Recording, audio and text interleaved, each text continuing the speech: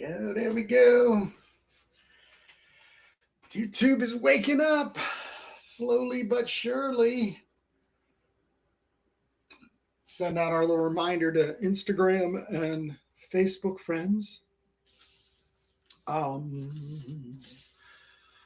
nice exciting episode today. All right, that's going out. Just double check. Boom. All right. Happy 2026, everybody. And the biggest news right now is CROM Anthology number 2 is off and running. CROMthebarbarian.com has all your information. I'm going to talk about the open call for collaborations and contributions.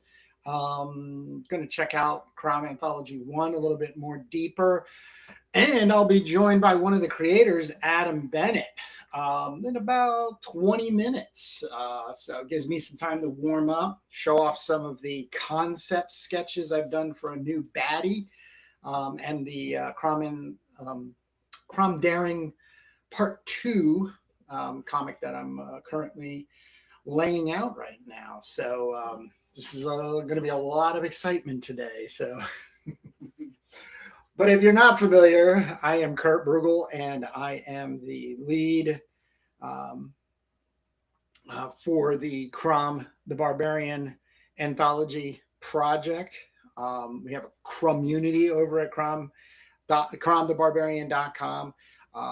Not only have I put this out in the wild, which is CROM Anthology number 1, but I also have a collection of my work up to date, besides the CROM Anthology 2024 collection. The first 4 stories, comic book stories I did, the 4 original stories that are Gardner Fox, John Guinta, and Jack Katz, and then a nice 30-page prose with spot illustrations by me called CROM the Warlock of Shardor, which is based on a 1950, early 50s pulp fiction that Gardner Fox wrote that I tweaked into a CROM the Barbarian yarn. One of 3 that I'm working on right now, or I should say the third one is going to be coming out in CROM Anthology number 2.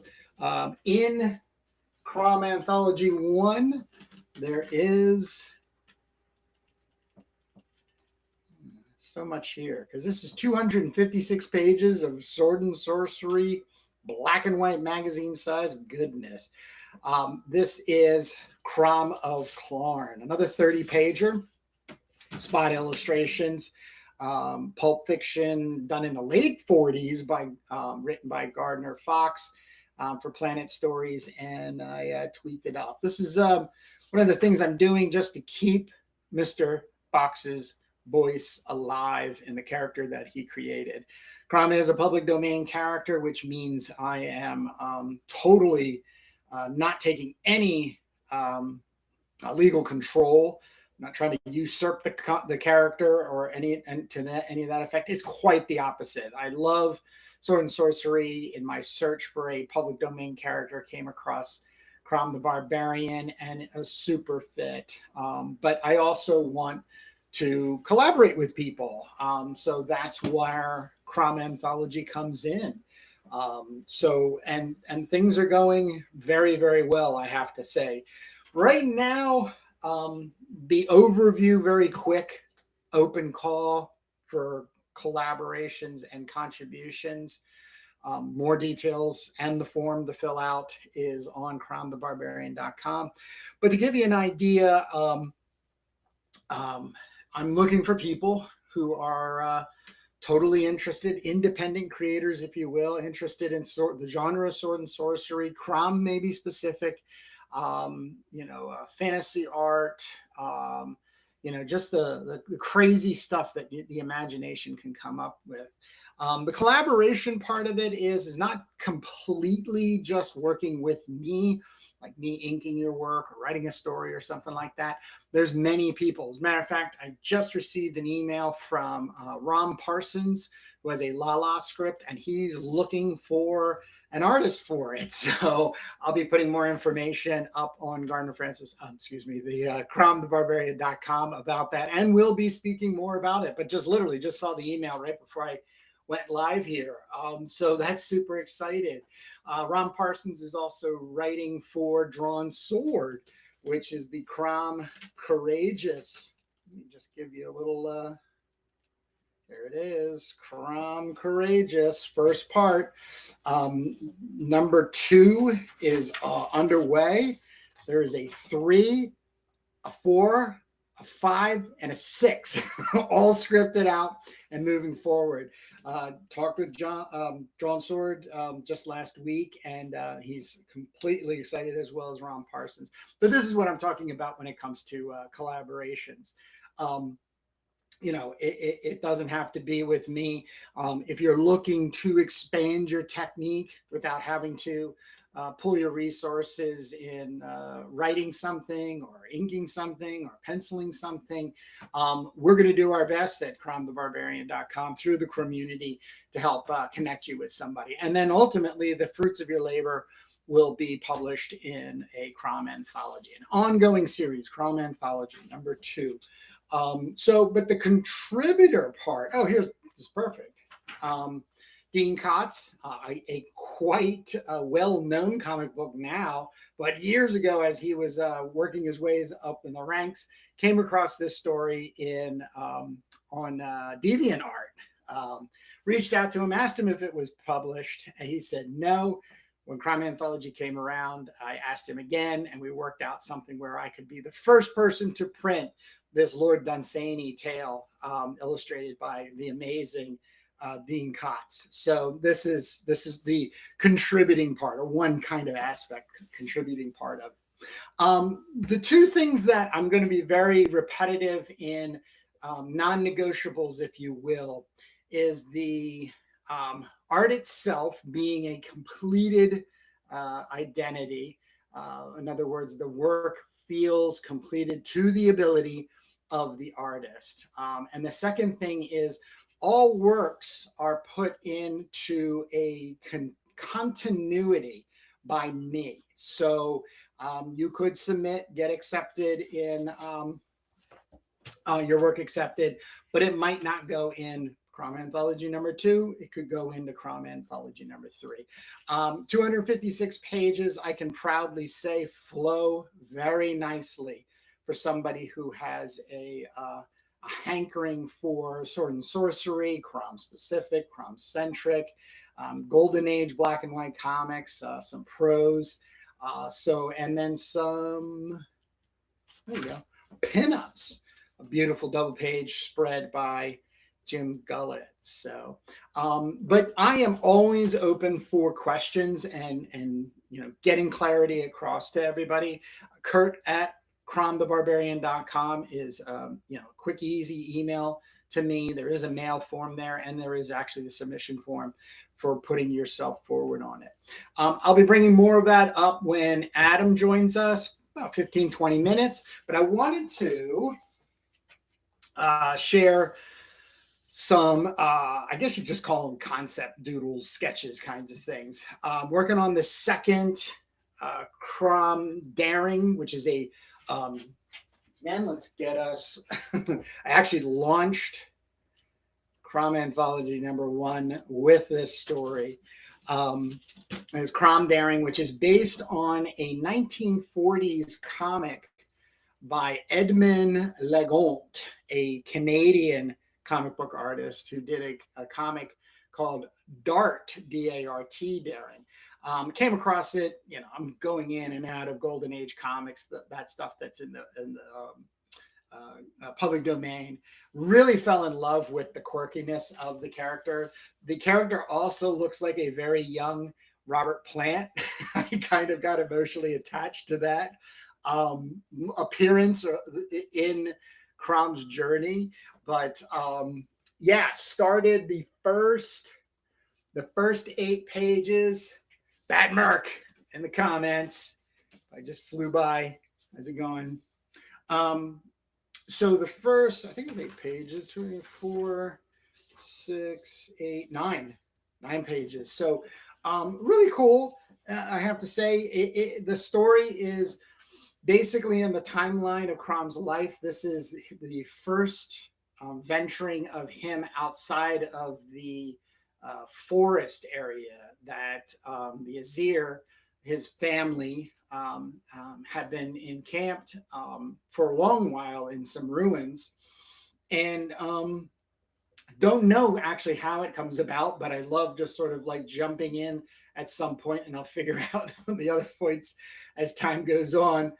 But CROM is on a ship by himself, tied to the mast, and a storm. That storm washes him up onto a beach. That beach also has another wrecked ship. And then, or the wrecked ship, I should say, right? That is the wrecked ship. The wreckage awaits. Yep, that's the thing. And I've been, this is not a direct pull off of the story as much as the kind of the layouts and art, the quirky golden age art. But ends up running into a gorilla because he's coming back into the ship to get to his sword. The gorilla might have, I don't really know actually, started collecting the treasure, and of course part of that treasure is Skullbiter. So he CROM is reunited with Skullbiter, and the adventure goes on. So it's pretty fun right now. The next, I think it's 8 or 9 pages. I'll just show you this first kind of like it's right off of the Edmond Lamont pages, and it's just to give me, it's like allows me to just let my brain open up and just be like, oh, what about this? What about that? What about this? What about that? What happens is the gorilla and CROM befriend one another, and then some savage type cannibal people show up with a young woman, and then the young woman is tied to a tree, and CROM and the gorilla kind of make a way around the savages and everything. I kind of got held up here for the last couple of days because really wasn't digging this part. This page actually drove me completely blech.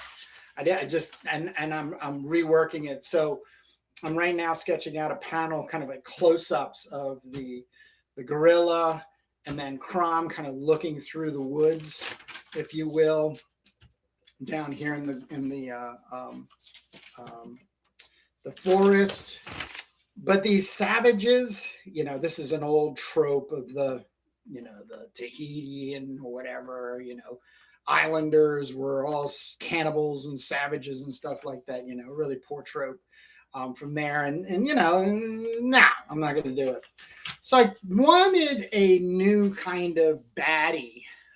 And I just have to say, on my walk today, I came up with an amazing storyline for this CROM Daring Adventures, introducing not only these baddies, but also a new, I guess like a villain, or I don't like the idea of villains in my version of CROM or Sword and Sorcery, because I don't like the idea of anybody being purely good or purely evil. Everybody just has their shtick, that the thing that they want most in life, love, gold, kingdoms, power, those types of things. So how is that person going to get a hold of that and everything? So these are Krolls, and they are, I want to say, magically generated creatures. I'm still fleshing this part out, but the idea is less about a civilized group of people and more about sort of a kind of like maybe a sorcerer's minions, or playthings. These were the things that I was starting to get, coming through in my little brain as I was taking my walk today to give myself a breather. And like I said, came up with a super cool angle to this story. So this story is like, it's CROM Daring Part 2, 8-9 pages. Um, I'm getting super excited, which also leads me to sort of what I have myself checked off on the list for responsibilities for CROM Anthology number 2. So it is the second part of CROM Daring, as well as the second part of,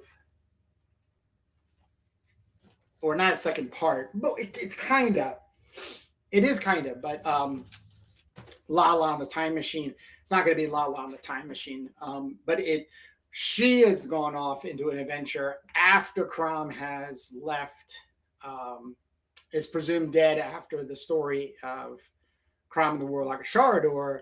She gets possession of Skullbiter, does not believe that CROM is dead, and then therefore goes out into the wild to find him, reunite with him, as well as get him his sword back. Also a second CROM Junior, nice little 6-page funny. I will be also doing like I said, another 30 plus pages, prose with inset illustrations. And then there's a couple of other things that trying to think. Oh yeah, I got to write a script for Ken Landgraf, a 6-pager for CROM and Dravenus, Part 2. Matter of fact, it's hard to hear me because I have a whiteboard behind me which has all this listed on here. But stories are dropping in. I just got a 10-pager, 8-pager from Ryan Dirks for his Zolak Stonewalker. Amazing story. A couple of other pieces have been coming in. I will also be doing this I've been working on for months now, not said anything or divulged anything until right now. A series called, it's going to be a serial story called General CROM, which is the time right before CROM becomes the god. And that's all I'm going to say right now. So I've got to work on some of that. Yeah, I mean, there's a lot, but there's a lot of other people who have been submitting. Dexter Jones has another 8-ish pages for the God CROM coming forward.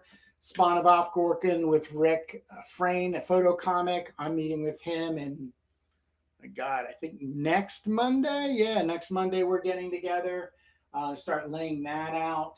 Getting pinup submissions, and yeah. So another thing too is I did overload because I was so happy with the response from the Brutal Blade of CROM crew.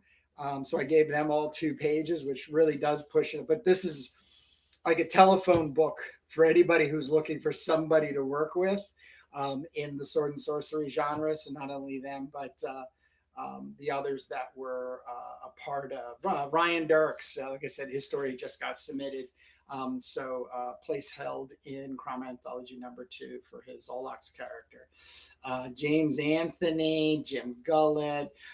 So, there's a lot going on. It might seem like, how do you do it, Kurt? You're a madman. Well, that is what I am. Here's the page 1 of CROM and Dravenus, part 1. So, and I'm really excited about this 6-pager that I've sketched out because it's going to be basically the 3 characters, which is CROM, Dravenus, and whatever this woman's name is. so it's gonna be fun. But in a few minutes, I'm gonna be joined by Adam Bennet, and we're gonna be talking about his CROM of the and then Altar of the Serpent, which is all completed. 30. Let me double check. 30. I got really organized during during the month of December.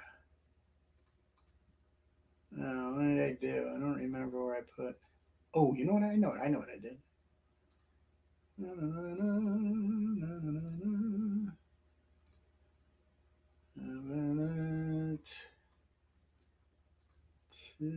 Nope, I didn't do that. I have it elsewhere. 32-page story, I believe-ish, and some pinups. So it's like a 36.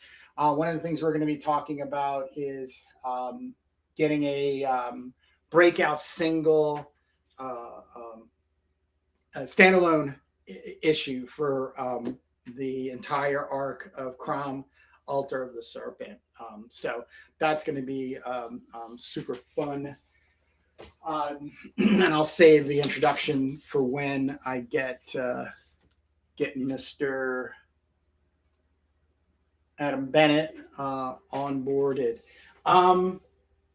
So yeah, the one thing I was going to do today, I gotta scan these.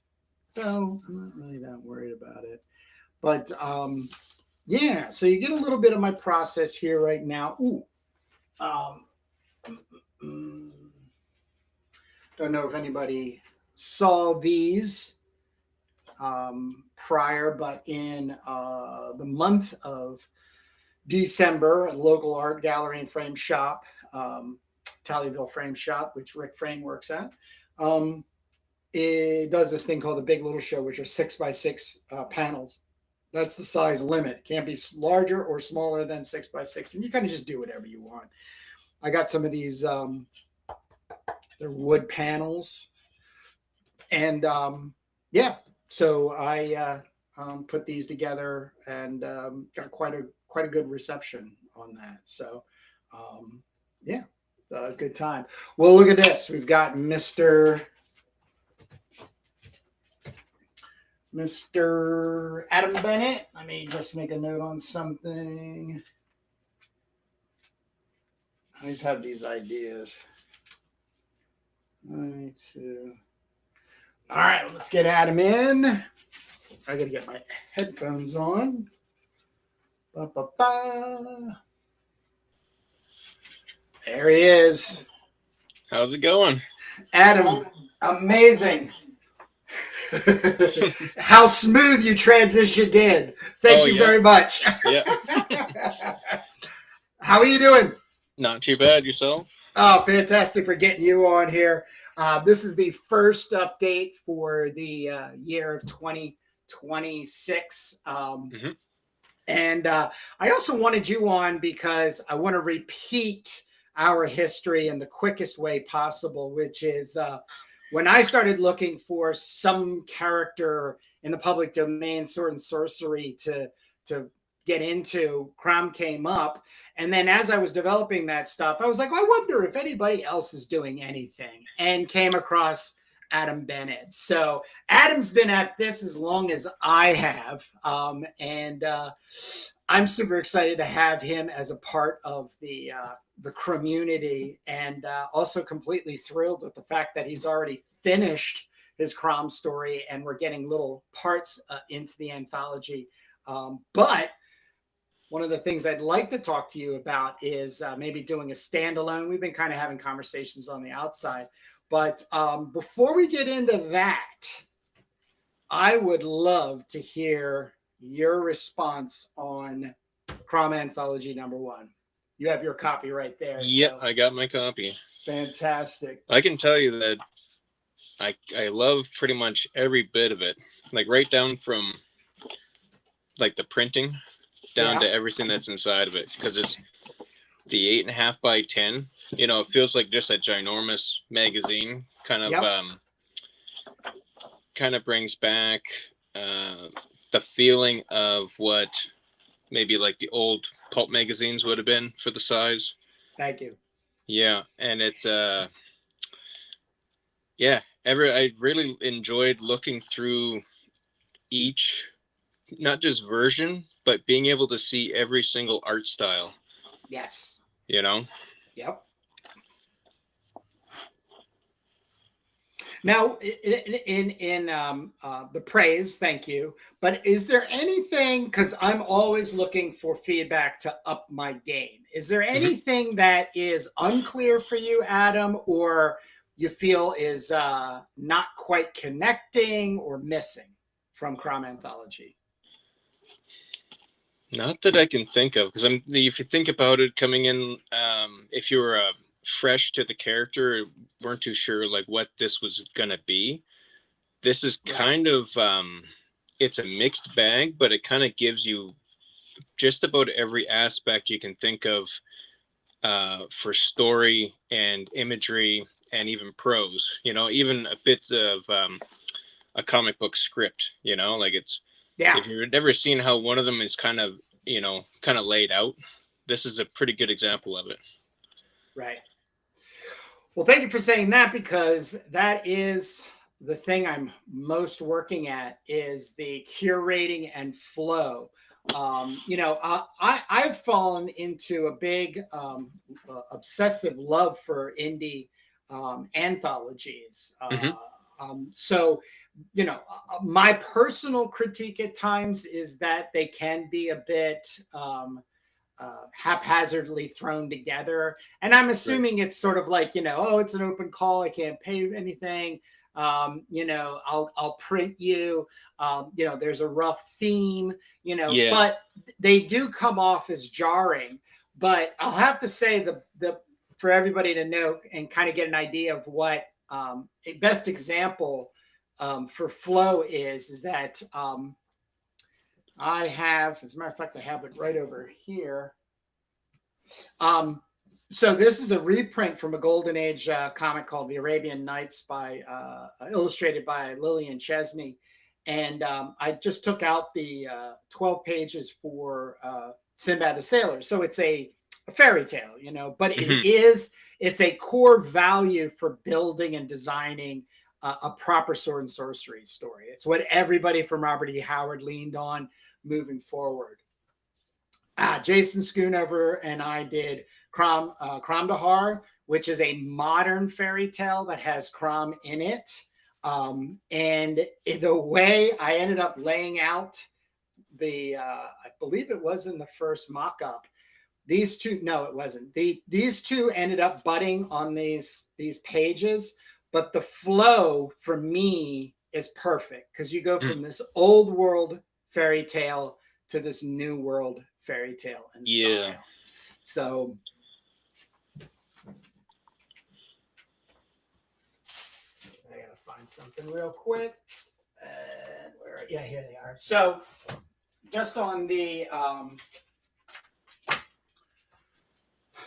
so back in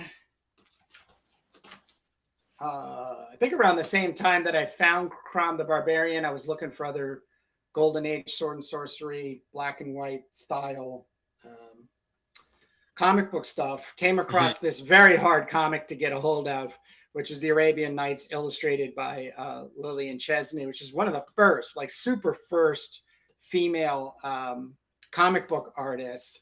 And just recently got this remastered. So it's all back. It's 56 pages. I think it's 64 pages total.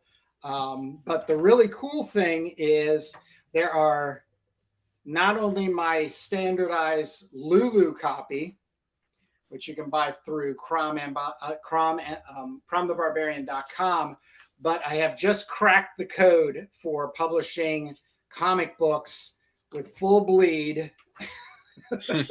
on Amazon. Nice. On Amazon. This took me a month and a half to figure out. So Yeah. they are not as easy as Lulu. So right now, if you're interested in Golden Age comics, reprints, Sword and Sorcery, the Arabian Nights, you have two places to go and get them. So really excited. I'm going to be doing a little bit better of a launch and making this aware to people. But I also wanted to bring this up, Adam, because what have you been thinking in the way of getting your Altar of the Serpent CROM story as a standalone? What are your thoughts on that? I've been poking around different places to see what I can do with it. I was thinking, like, because I live in Canada, it kind of makes it a bit more challenging when it comes to options out there to publish without having to worry about different taxations and stuff when it comes to getting any kind of money in. Yeah. So there is a website in Canada that I've looked at quite a bit, and I might use it. It's called Blurb. Yeah. So I might make not just this book, like this story, but I think I might maybe add a bit more to it. So that's just a bit longer, because I think the total pages for the story is like 36 pages. Yeah. So I was thinking if I were to do that, I'd probably bulk it up, put like a short story in it or something. And then, I could self-publish it on there. It won't reach very many people, but at least it would be available. Right. Yeah. There's also me doing something on my side that could be with the CROM published site. I don't want to put you on the spot. Like I said, we had just touched on it through email, and then having you on here. I wanted to keep that as an open discussion point. And of course, if you had questions for me, it's also good for other people to, kind of use it as like, that's what Kurt means, because I am running a CROM published scenario. I won't get too specific into the sort of like contractual part of it and everything. But the idea is really based on, you, Adam, could do your blurb version, but then there could also be a stateside, CROMthebarbarian.com, CROM published version, over here on the States and everything. Yeah, absolutely. I'm a big kind of dreamer, I think, is really what it comes down to, is like not only like the variant version being obviously different covers, but also like different content, if you will, inside the book and everything. So it does become like an open creative conversation between the creator and I. So like you and I, we can kind of like look at that, because, you do have a lot of stuff hanging around, since you had a hiatus from making comics. And then this reemergence, which, by the way, the leveling up in Adam's game in the art and storytelling is grand, which I'm going to get him to talk a little bit more about. But I want that to be there for an open discussion with you, Adam, on CROM published getting the Altar of the Serpent story out as a standalone. So yeah, absolutely. That was one of my thoughts as well. Just because it would make it so much easier for CROM fans to actually get a hold of it if it can go basically directly to the website or something, Right. So like basically I'm open up for anything, because I'm not too worried about how I necessarily do that. But the one main thing that I do want is that the ones who are really going to be looking for it, they're going to be going to your website, right? And those are the ones that I really want to reach. So and it is the foundational belief moving forward in having CROMthebarbarian.com building the community is the accessibility of somebody coming in and not only basically purchasing a bunch of books at once and saving on shipping, but the idea that really has me excited is because when CROM Anthology 2 launches, I'm predicting to have over a dozen or more books in the store, if you will, to be able to add to your order. And so that really excites me because there is nothing like getting a box of comics shipped to you. I can imagine. And because, I just received a comic book yesterday and I was kind of like, yeah, okay. And then I threw it on the pile because then what I do is I'll just wait for the pile to get so big that I'll go, I got to go through all these comics. But when they come, like 12 books, like I got a My Comic Shop order for Christmas, and it was 12 books that I've been wanting for a while. There's just something there, there's just something there. So I want you to speak to whether it's your inspiration, motivational approach to sequential storytelling. And I want to take it out of the context of just making a comic book, because when you first started showing these pages to me, the shock went probably like 2 or 3 directions. The first one was like I said, the leveling up that you had done since pre-hiatus, that I was very aware of your work. But it's not only the graphic black and white quality of it, but it's the real, hate to use the word simplicity, but because the story is not simple, it's the telling part of it that you're moving very well through. But share with us what's going on, with you as a creative right now. So quickly on, I guess, the technical side, because it kind of ties into how I was able to kind of go through with creating something new. I basically wanted to cut out as many middlemen as possible, make it as simple and easy for me as possible. So, and like one of the biggest things that I hated so much about doing a lot of the work was having to scan it through the computer and deal with files and blah, blah, blah. So I just figured I'm just going to cut as much as I can out of it. So I would simply I just took the, this is the original, it's just very simple, 7 by, 10. Oh, just okay. Normal. This is the, the penciling that I would do. Yeah. And that first page, that's all it is, right? There's not much to it, when you look at it. But what I did was I would take a picture of it with my iPad, and then I would ink it in, it's a free app called Fresco, I do believe. Okay. And that's all it is. And I did the lettering in there too. And it's I just wanted to make it as easy, as simple as possible, that I could literally just draw in ink sitting on my couch if I wanted to, it's just this page here, there's hardly anything on this, Right. You can see all the blacks I fill in and whatever, but either way, that's kind of how to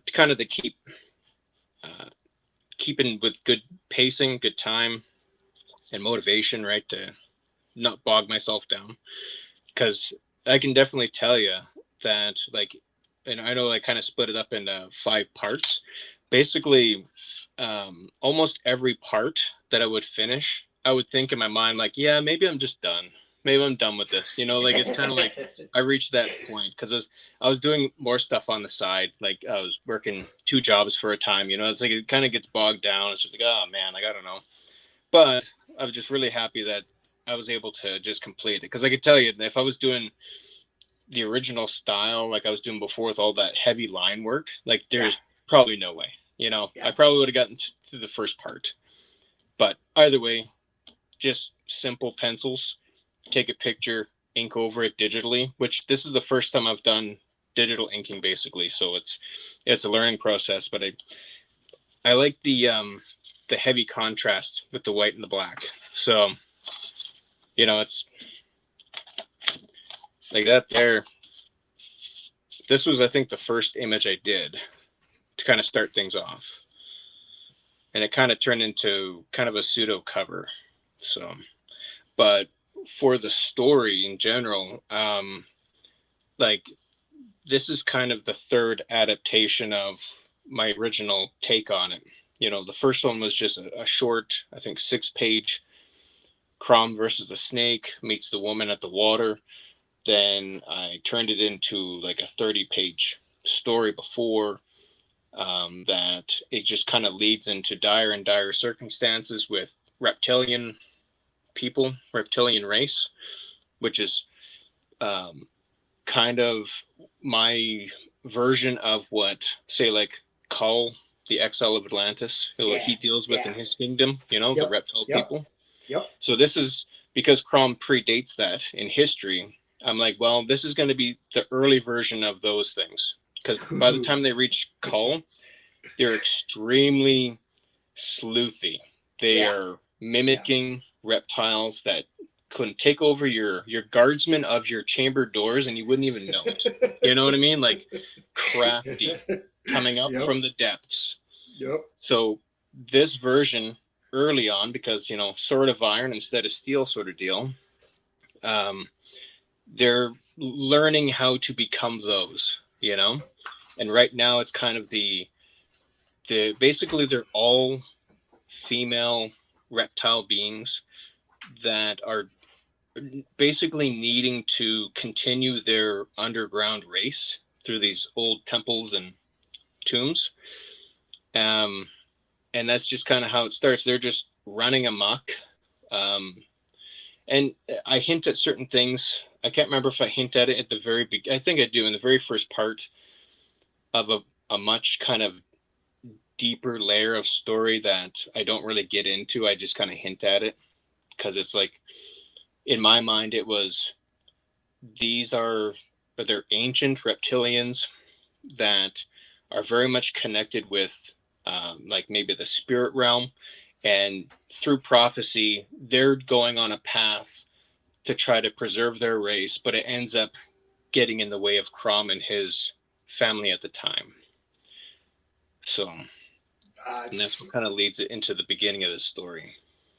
So just to bring you know, anybody who's outside of the world of Robert E. Howard, I put together a volume of weird tales. I believe it's 25 of the first kind of cataloged sword and sorcery stories out there, which is basically Robert E. Howard and Clark Ashton Smith. And the first sword and sorcery story published is The Shadow Kingdom by Robert E. Howard. And as Adam alluded to, you know, Kull is the character here, which predates Conan.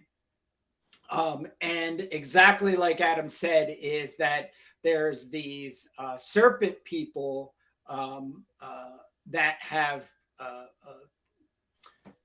they clone themselves as the guard and are basically, you know, kind of swirling in, because Kull's a badass. It's not as simple as like poisoning him, or, you know, it's no sissy stuff.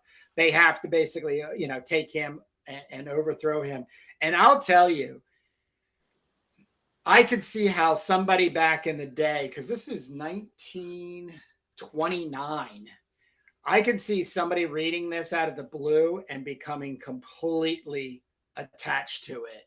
Mm-hmm. And it's still being that way now, because I did you know, I had read the comic book, you know, the Marvel version of this, and was like, yeah, man, that's really cool, Serpent people and stuff. But when you read the story, just like Adam's really hooking into, is the race of these serpents that are just beyond, you know, snake people, you know, tropey snake people. So super excited on where you take that to. So you can see this is a pretty big, thick volume. I'm not selling them. It's just for my own research. At night, I sit down and take I have to say, I love Robert E. Howard, but Clark Ashton Smith is my go-to when it comes to sword and sorcery, at least for the sounding of the story. But anyhow, Yeah. So are you already into a second book, whether it's the Serpent base, CROM? Where are you at right now creatively? Right now, like I've said in our last talk, like I got 1,000 ideas and I could go in any direction, but I just haven't sat on anything yet. Okay. I'm just in the middle of figuring out exactly what I want to do. Like it's just Sure.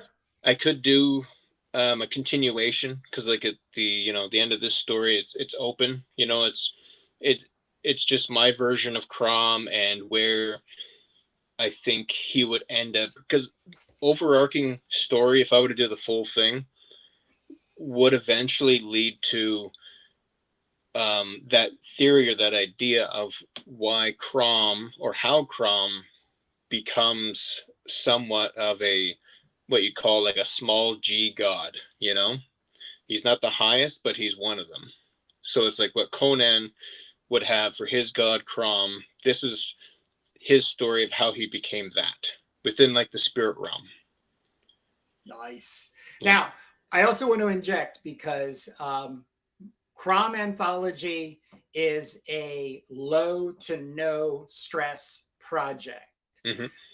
Over the top of everything that I say or want to see or try to formulate together or egg people on, it always has to stay underneath the low to no stress. And this is also a really perfect example when it comes to Adam and his process. I was floored by your, let's say the Mike Mignola kind of approach to like pure, like simplifying everything into black and white shape and line and stuff. But the fact that you're giving yourself the ability to plop yourself down at the end of the day or at some portion maybe of your day off and not be in any other space other than, let's say, pure excited joy about sword and sorcery and comics, to then pick up the little pad of paper, start some doodling, snap it with the tablet, open up the app, you know what I mean, and just have that flow. Because I'm just going to tell, I'm not going to bring up anybody specifically, but there are a couple of stories that have second parts that probably aren't going to be in anthology number 2 because of exactly what I'm saying. Life has taken the individual on another path. Something has come in that's greater than their impending comic book career.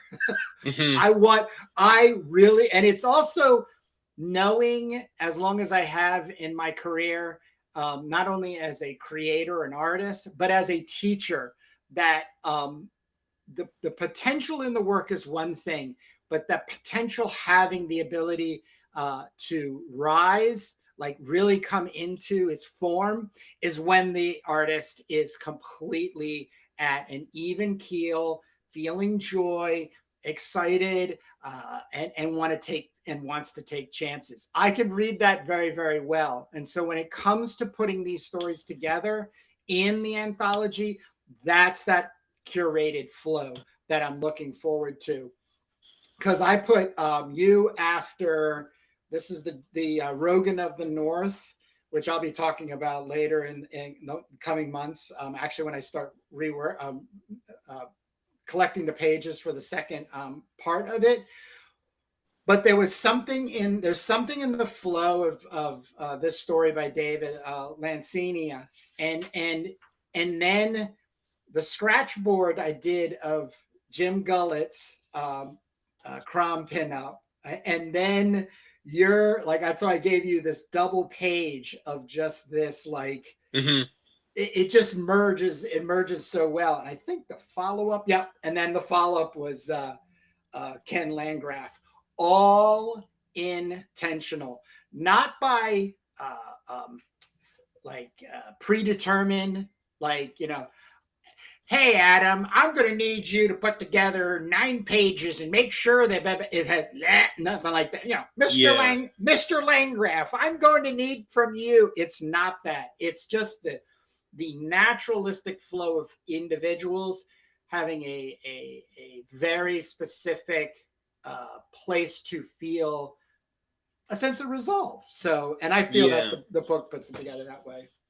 Yeah, like, so what was really good too about kind of doing this in a way serialized is I was, doing like 7-page stories, but one large story. So it's like each 7 pages, I made sure that it had a beginning, a middle, and an end, So when it ends on that page there, when she's kind of bowing down to the serpent, it's kind of that, it's the hook, It's like, well, guess what's coming next, Like it's like every time I wanted to make sure that not just within the story, but it was a continuation, and you hopefully would want to see what happens next, right? Yes, and that's also the manga model that I'm building into the anthologies. The idea that somebody over time could once a year put together 9 pages and get it into a CROM anthology that over 5 years you would then have your standalone, and that the standalone would also have expanded upon pieces, just different kinds of material or an extra story that wouldn't be put in CROM Anthology. So that's where the CROM published kind of then intersects with that. But yeah, man, oh man, it's just there was like one thing that helped me keep on going is what it's. I don't know, for a lot of artists, I'm sure it's, if you have to draw something that's feels very stagnant, or you're just not that interested because it's a part of moving the story, it kind of stops the flow. So like when I started thinking of the really I don't know, action element of it, like I'll just show a page from, I think it's part 2, and it's just because I really like it, and I kind of like to show it off just because of how, I guess, in a way, vulgar and exciting it is, because it's just like very in your face. And well, what do you think Cull does to individuals that mess with the ones that he's closest to? Like it's he doesn't even need his sword half the time. You know what I mean? It's just so in this scenario, like this is just on the iPad of a confrontation of the group of reptilian beings, and this is like, you wouldn't know it until you got their skin off. It's kind of like the show V, or They Live. It's like you get that idea of like, this is the internal scales, right? But it's just like he has a sword in his hand, but he's being berated by them, and he's just like, well, I'll scalp you. Like that's first thing he's gonna do is expose what's underneath. Darkness. That's awesome. Oh man, Adam. Oh man. It's, what, it's kind of like we watched the show Ed Gein a little while ago, and I've kind of been interested in the Ed Gein story since I was a kid, and what I wanted to kind of do with it's so weird and morbid, but when you're dealing with skin like this, really to make sure to portray it, as if it just came off, It's weird, but it's good stuff. It's good stuff. I think it's one of the sweet spots of working in a pulp sword and sorcery framework for storytelling, because the one major number one criticism I have of work that is placing themselves under the moniker of sword and sorcery is that they become way too modernized and sanitized. And so that you just showed us is proper sword and sorcery thinking. If you like the image that you have right there, like that's him with his bare hands ripping a monkey in half, like it's just because that thing got in his way. He's trying to go to point B from point A, and he's not going to stop. Yeah, as a matter of fact, before you jumped on, I was reviewing some of the CROM Daring story bits, part 2. And there's going to be something that happens with ripping. I'm going to leave it at that. Yeah. It's very similar, but in a non like horror way, like a bloody horror way. But it's super trope, you know. It's something that, you know, it's not inventing this, you know. I'm you know, definitely leaning into stealing, if you will, from elsewhere. But it's going to be something that I'm hoping kind of shocks, because I don't put this on anybody. So, you know, when I say this, Adam, you know, don't walk away going, oh, Kurt likes that, I should give quote unquote him more. That's something I really want people to avoid, is what does Kurt want? I want Adam. That's the only thing I can actually say and everything. But the thing that I'm getting excited about in moving forward with the CROM anthologies is really putting the brutality of CROM as a character. Like literally, I spend a majority of my time when I'm just in the headspace of CROM is how to make him a bad boy who gets just worse.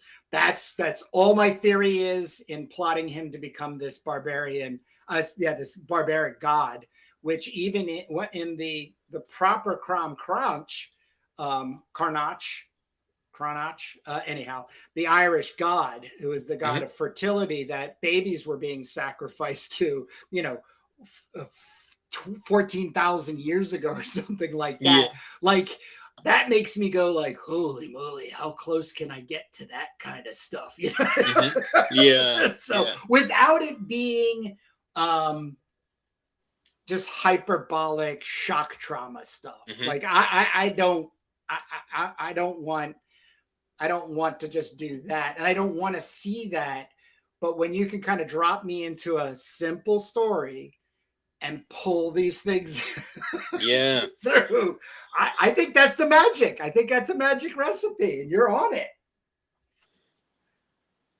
Yeah, and one of the things too that's kind of on the technical side, I guess, when it comes to planning, say, panels on a page, is that like I am drawing on a small. I'm not drawing on a full page, right? Like this is small, so it's like by the time it gets translated to the 8.5 by 11, it's much larger. So it's like large panels, a lot of splash pages, because like technically you could break down a 7-page story that I do, and somebody else could break it down into 3, like, because you can really condense it. But like for this, like it's big open book, and I really like it. So yeah, I'm actually still struggling. I have a test printing I'm going to do with Mixum, where I'm going to do A3, I think, as a size, which is I'm doing it based on Drawn Sword Scoundrel's Dread. Ever since I got copies of Drawn Sword's dark concept intergalactic barbarian book, this is well, you can see just right here. So that's 8.5 by 11. That is I think it's 12. It's just under 12 and just short of. It's like 8.5 by under like 17.75. Like, okay, so it's taller, basically. It's taller. So I really find it to be more impactful as a comic book, and the feeling that I really want to have kind of like a pose. Now, this is just for like my own sense of like making comics. The anthology themselves right now, I want them all to be, let me grab it.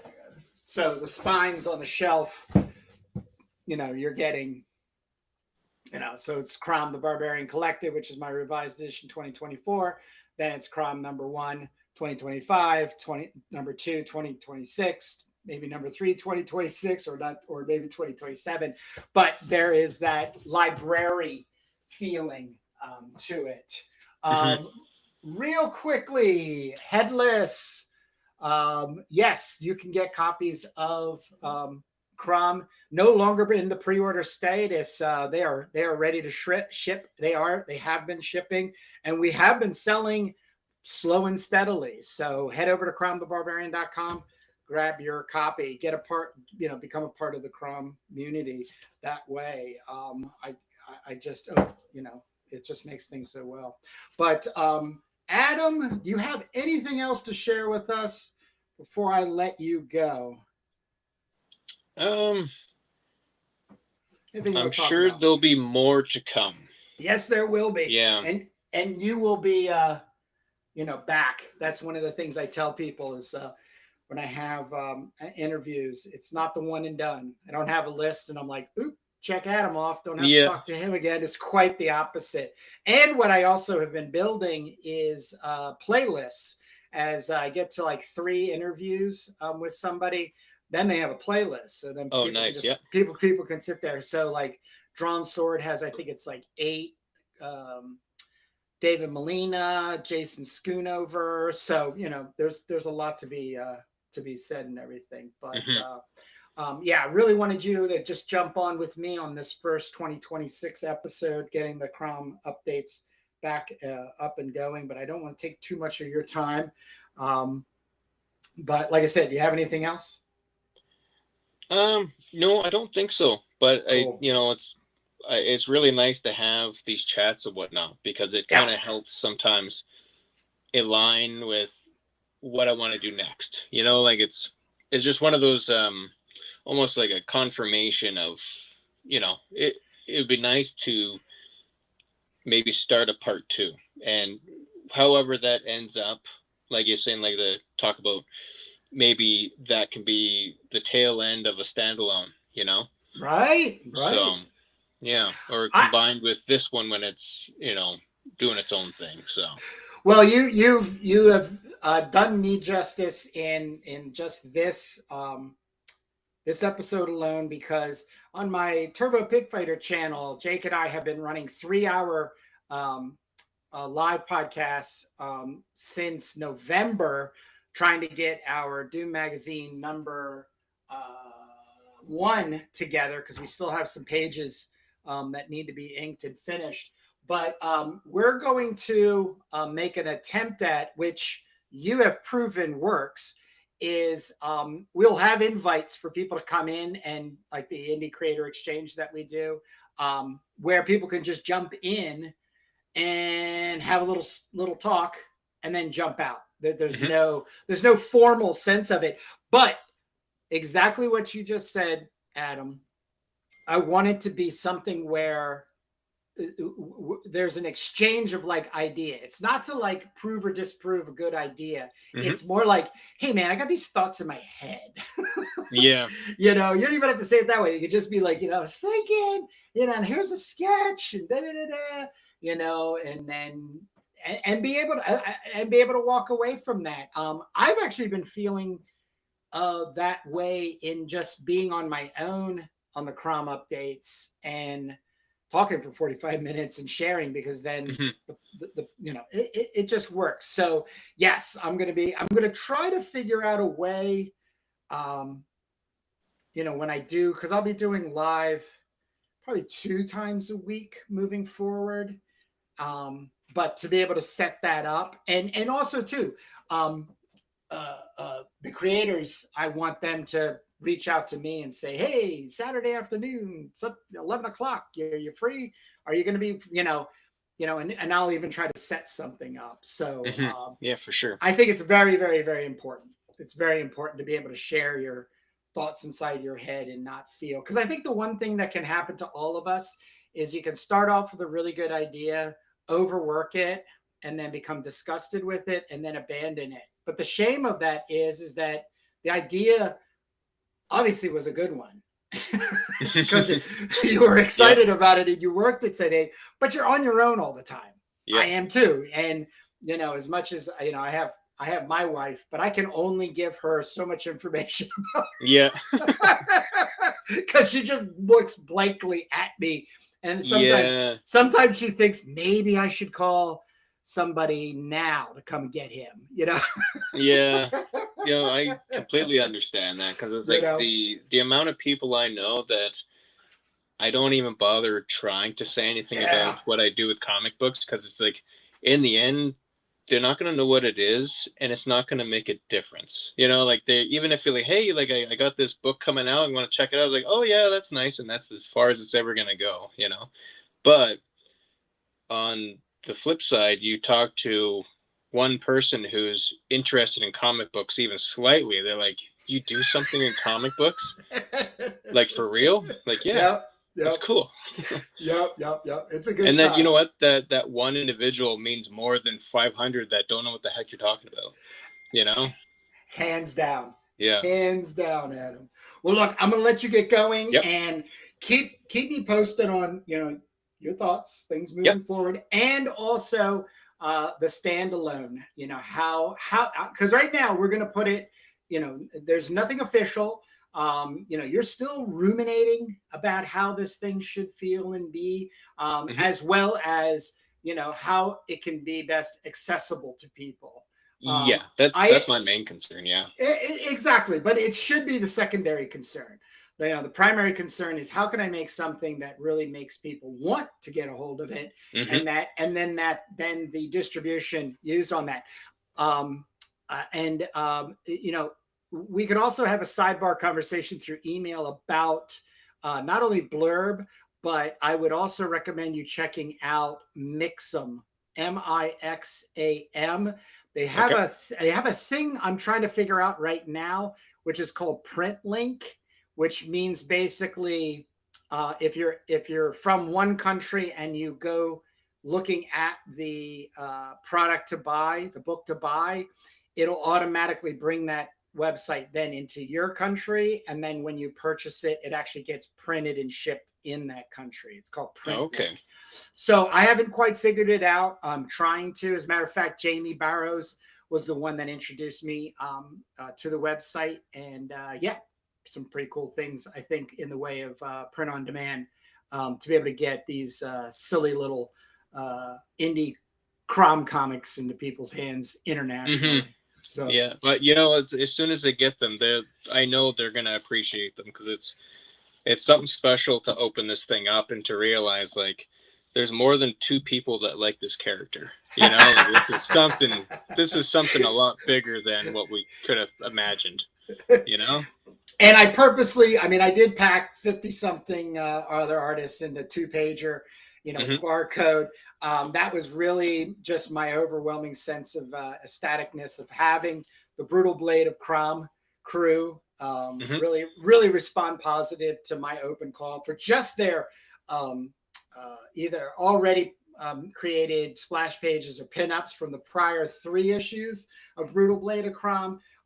But pretty much everybody said, here, yeah, go ahead. And I was like, okay, I got to really put this together. But moving forward, we won't be having that much in the way of we're not going to have that kind of directory in the back. Mm-hmm. So CROM Anthology number 2 moving forward will be less than 200 pages. Mm-hmm. So this one is going to be a real monument for people to get a hold of when they feel it's right to get a hold of. So yeah. All right, Adam, you take care of yourself, and I look forward to speaking again with you and actually even hearing more about what's going on your side through emails. Absolutely. Yeah, I'll definitely be in touch soon. Awesome. So, thank you very much for having me. You're welcome. Thanks for spending the time with me. So we'll see you. All right. Okay. Bye.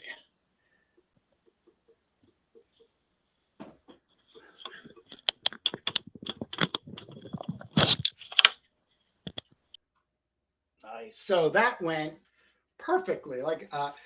That was a bit of a test, as one would say, on how that works. Because one of the things that has received my okay. Send me an email to Kurt at cromthebarbarian.com and we'll sort that out. Sorry about that, Headless. The amount of time we have from previous time of putting videos together, I would record them, then I would edit them.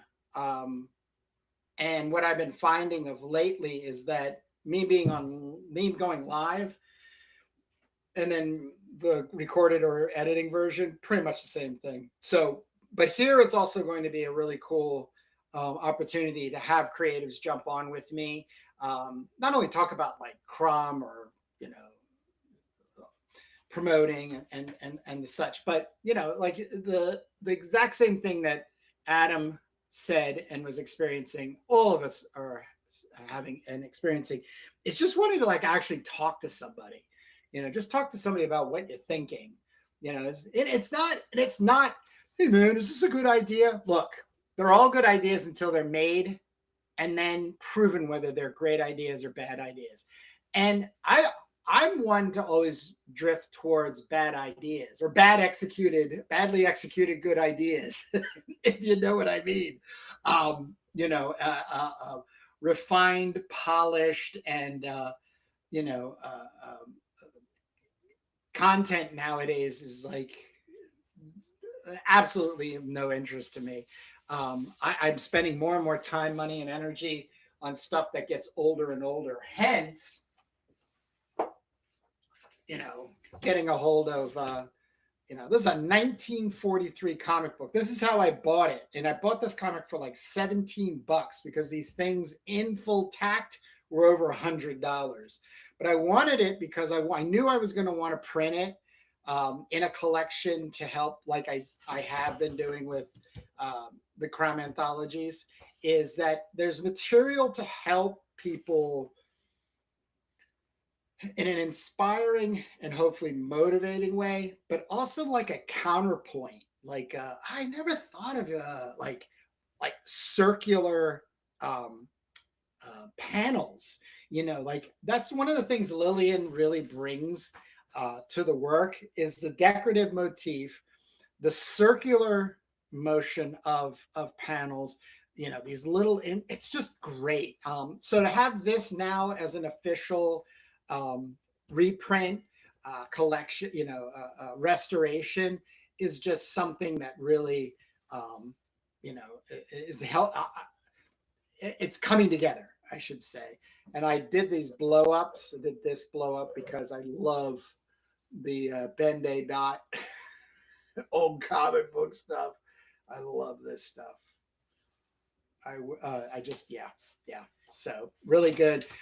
You can get copies at Amazon. Just look up Arabian Nights comic, Lillian Chesney. But it's also available on CROMTheBarbarian.com. I haven't done an official launch of it or any kind of like promotional motivational thing. It might happen, it might not, but the whole idea is that when you come about to buy comics in the sword and sorcery CROM centric world on CROMTheBarbarian.com, that you have some other stuff to add to that box and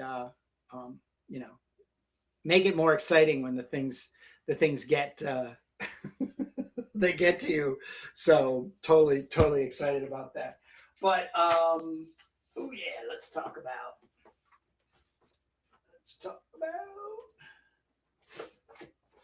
and there's others that I have on there. So I have, and I think I'm only down to 2 copies, and then that's probably going to be it. I might be able to get more copies from Jim Gullett, but there's a lot going on with the Brutal Blade of CROM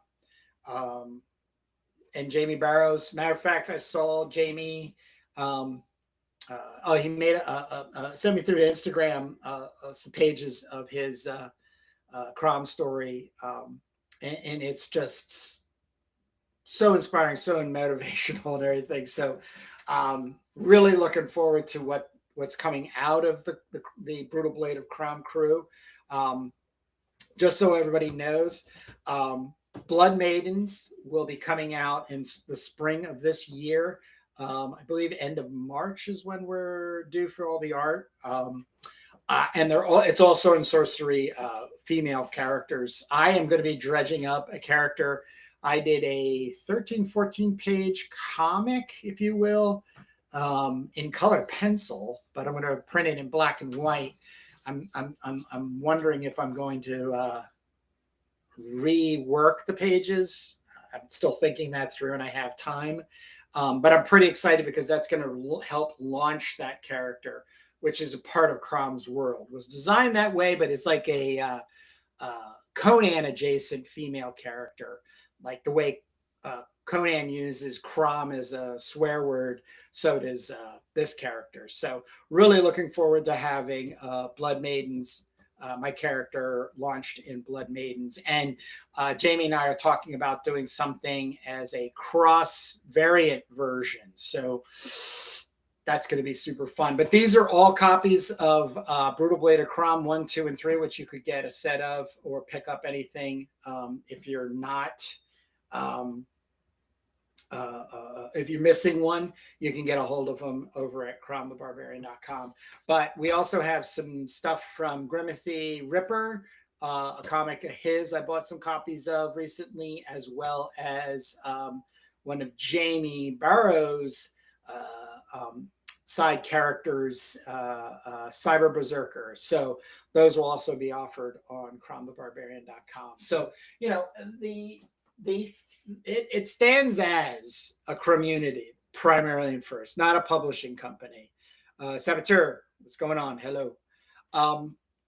It's hard to work within the confines of wanting to start a business, grow the business, make a lot of money, make it, you know, everything's okay on that side. I'm not that concerned about things. This was an excellent launch financially as well. Even was broken. So it was a really good, but a lot of other things were connected that I didn't think would come connected this early. And that is the community part of it, that support, that wanting to connect, collaborate, contribute. So I, as I've said, this is my retirement program here. I'm working on this till the day I can't, whatever that is, become incapacitated, dead, what have you. The idea, though, is for me to drive CROM as a character to meet the brutal God threshold. So I just want to have that and be my version. And it had run through the veins of CROM Anthology and then collected in some other kind of separate packaging so that I could say I did that. Could take 5-10 years to do. Don't know. Not really that worried about it. I'm not really that worried about anything other than people taking a breath, making the creative decisions within a frame of just low to no stress. There's enough going on in the world that you don't have to put your creative spirit into a hellhole, if you will, a self-imposed hellhole. I know I've been working my way out of that for a long time. I feel like I'm doing all right. And a part of that feeling all right about how I'm doing and what I'm doing is the community. And the people that I'm interacting with, not only now, with the 6 people that I'm seeing on YouTube that are just hanging out, that I'm hoping is they're just making their comics. Doesn't have to be CROM comics. Doesn't have to be a submission for CROM Anthology. It just create, just like Adam said, sit on the couch, doodle on a piece of paper, snap a shot, put it in your tablet, make something, you know, let the flow go, get into the flow, because that's what I want to see published, is the work that is so honest at that time for you as an individual and a creative, and just keep going on it. Because as much as I could say, this is a perfect comic right here and now, it only gets more perfect-er the perfection only becomes more grander and grander as it moves along. So cromthebarbarian.com, Kurt at cromthebarbarian.com is my email. Just start a conversation, submit the form, move forward on that. But Batmerk's drawing my Vampire Hunter comic right now, right before night. No, that's exactly how it has to be. You know, I know when I was working, I got myself into an artist job, sign making for Trader Joe's years ago, beginning of 2000s. I had a 8 or 9 o'clock morning shift. I think was how it went. I used to get up at 4 o'clock in the morning and work on my art, because the thing that had come across to me was, why would I waste my time and energy on a corporation to then come home and be so spent, and whatever little dregs I had, I would be creative? No, do it the opposite. I'll tell you one thing that did what I had to sacrifice, and I had kind of run that course in my life, is the partying, the going out and meeting everybody at the pub and dance clubs and all that kind of stuff. That became very much a minimum thing in my life. Maybe once or twice a month I'd go out and do that. I mean, I still socialized, but the majority of my time and energy was consistently being held to that 4 o'clock in the morning to like 8 o'clock or something, you know, other than I had to get ready and go to work, you know, 2 or 3 hours of just be able to make, and then go just work and earn a living. Perfect. So I'm not going to chew you guys' ears off too much more. I'm just going to say, hey, we have the Krolls. They are a new set of baddies. As I said, I'm going to be working on CROM Daring over the next week or two. You can see the updates here on CROM the Barbarian YouTube channel. So I am just super ecstatic, as you can already see, and things are in the flow, and just really, really want to thank everybody for being, a part of the community, and looking forward to how this all ends up getting us somewhere. And so other than that, take care of yourselves, and I look forward to seeing your art, not only through the community and cromthebarbarian.com, but Instagram. I'm at Kurt Bruegel for Instagram, and it's cool. So, all right, I'm going to say goodbye, and I will probably be coming back either Friday or Saturday. Just all depends on what I have and what's there to share. All right. I'm actually working on somebody to come jump in and talk CROM. So based on that scheduling will probably be how this coming Friday or Saturday goes. So we'll see you then. Take care.